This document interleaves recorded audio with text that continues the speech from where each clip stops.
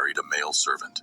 The Romans were used to their emperors' extravagant lifestyles and sexual preferences, from incestuous intercourse, homosexuality, and pederasty, you name it all. However, there is one emperor that even open-minded Romans couldn't accept. According to sources, Elagabalus's 3-year rule was a complete nightmare for the aristocracy and probably a lot of fun for the average person. Well, that's according to the accounts of ancient sources who mentioned how he was among the worst Roman emperors ever. But as always, the truth is a little more than that. At most, historians revealed how many people would even say that Elagabalus should not be written in history, and that no one should have known he became an emperor in the first place. But why is that? Discussed in this video may be offensive or disturbing. Viewer discretion is advised. Who is Elagabalus? While his name is not as popular as that of the other emperors who ruled Rome, there are few accounts that will tell us who Elagabalus is. Elagabalus was born in Sextus Varius Avitus Bassianus around 204 AD. His mother, Julia Soaemius, was a distant relative of Emperor Caracalla, while his father was an equestrian who was subsequently accepted into the Roman Senate.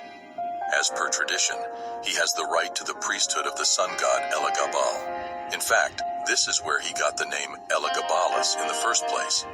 Unfortunately, Elagabalus and his family were banished after Caracalla was killed in 217, and the Praetorian prefect Macrinus assumed control of the Roman Empire.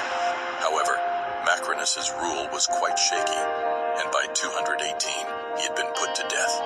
As a result, Elagabalus was made emperor at the age of just 14, and the Senate agreed to recognize them as Caracalla's son, increasing the legitimacy of their authority.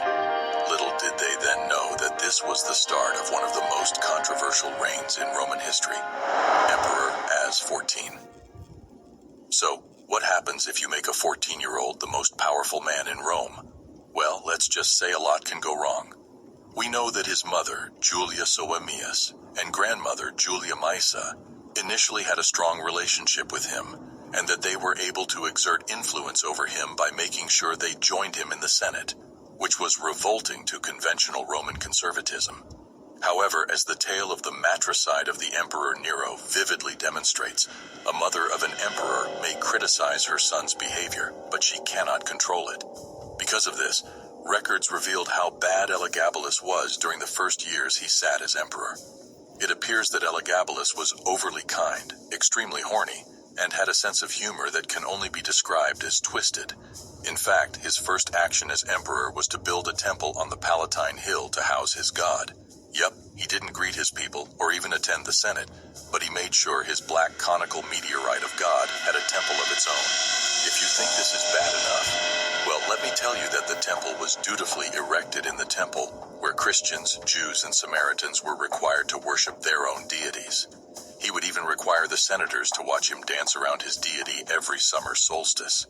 But this is not the end of his bizarre actions as an emperor, because what happens in bed will surely blow your mind. Elagabalus and his sexuality. It was said that Elagabalus never slept with the same partner twice. His insatiable lust extended to charioteers, whose agility and strength he especially loved. To put this in perspective, it would have been more scandalous for the Roman ruler to bed a charioteer than it was for King Charles of England to wed Caitlyn Jenner and make her his consort in Buckingham Palace. That's just how wild our young emperor is. According to Elagabalus's biographer, the emperor selected individuals for political office purely on the basis of the size of their penises. In addition to taking their advice, he engaged in more sexual intercourse with men during his 3 years as king than you'd think an adolescent could handle. But historians pointed out that this was not the peak of his crazy antics. Records revealed that Elagabalus did worse than this. He would go to the bars at night while sporting a wig and pretending to be a woman. He then frequently visited the notorious brothels, chased the prostitutes out, and even played the part of the prostitute himself. At some point, the young emperor would reserve a chamber in the palace and engage in his illicit behavior there. He would constantly stand naked at the door, like harlots do, and shake the curtain that was suspended from gold rings as he solicited bystanders. But among his lovers and countless partners, books would suggest that he preferred one, a male slave named Hierocles, whom he would even call his Shopping at the husband. Hierocles and Elagabalus. Their love story was nothing short of a fairy tale. The young emperor first met Hierocles when he fell from his chariot at the games in front of the imperial lodge. When this happened, his helmet came off, showing the coachman's face, and he quickly won the emperor's favor because of his visually appealing charm. With his stunning blonde hair, the young emperor was overjoyed and immediately ordered that he be brought to the palace to disperse his favors. At one point, the emperor even declared, "I'm proud to be called wife, mistress, and queen of Hierocles," and it drove Rome crazy. Cassius Dio even claimed that the emperor would instruct those who referred to him during meetings and correct them by saying to address him as my lady. To top it all off, he decided to marry Hierocles. However, their marriage didn't have any legal effect because during that time, the ancient Romans did not envisage the institution of homosexual marriage. But this didn't stop rumors about the emperor from spreading like wildfire. Because of his fancy for women's dresses, wigs, and even fake breasts, people started to assume that he was actually transgendered. Remember Cassius Dio?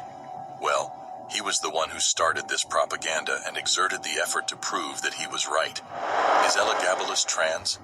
It's interesting to note that Elagabalus paid doctors large sums of money to make an incision on his body to create some sort of female reproductive organ. This was according to Cassius Dio, and it can be possible that this is merely malicious slander aimed at damaging Elagabalus's reputation, but it might also be an accurate portrayal of the way he views gender. This is because the emperor would dress us as women on most occasions. Remember when I mentioned earlier how he would wear wigs and whatnot? Well, Cassius Dio connected the dots and highlighted how Elagabalus would refer to himself as a wife and a lady. While cross-dressing was permitted in ancient Rome, it was only okay to do so during the Saturnalia celebration, which was a pagan holiday. This suggests that by forbidding such behavior outside of the ritual, gender identities had become firmly entrenched. However, the emperor would cross-dress, even though it was not the holiday. Modern historian Eric Varner even explained that Elagabalus is also alleged to have appeared as Venus, and to have epilated his entire body. Recurrent charges of effeminacy were leveled against him, and a painted portrait was sent to the capital prior to the young emperor's arrival, in order to accustom the inhabitants of Rome to his exotic appearance. Just imagine how he looks for authorities to send a portrait ahead of him. But his end was not as glorious as the fancy clothes he wore, and you know you did something bad when even your granny wants you dead. And in June of 221 CE, Elagabalus died. Before this, Julia Maesa, his grandmother, persuaded the emperor to adopt Severus Alexander as an heir. Alexander did the bare minimum to overcome the current emperor's popularity. The Senate hated him so much that they'd rather have anyone on the throne than see Elagabalus for another day. Because of this, Elagabalus planned to assassinate Alexander, but all his efforts were put to waste because his own death came first. Elagabalus was killed by his soldiers when he was hiding in the restrooms. Not very fancy, right? If you think this is bad enough, think again, because his body was taken through Rome's streets before being dumped into the Tiber and ending up in the city's largest sewer, the Cloaca Maxima. Surely one of the most inglorious deaths for an emperor. However, despite this, a lot of people would still talk about the infamous Elagabalus and how his name remained almost unwritten and yet was fairly remembered. That's just how crazy he was. That's it for today.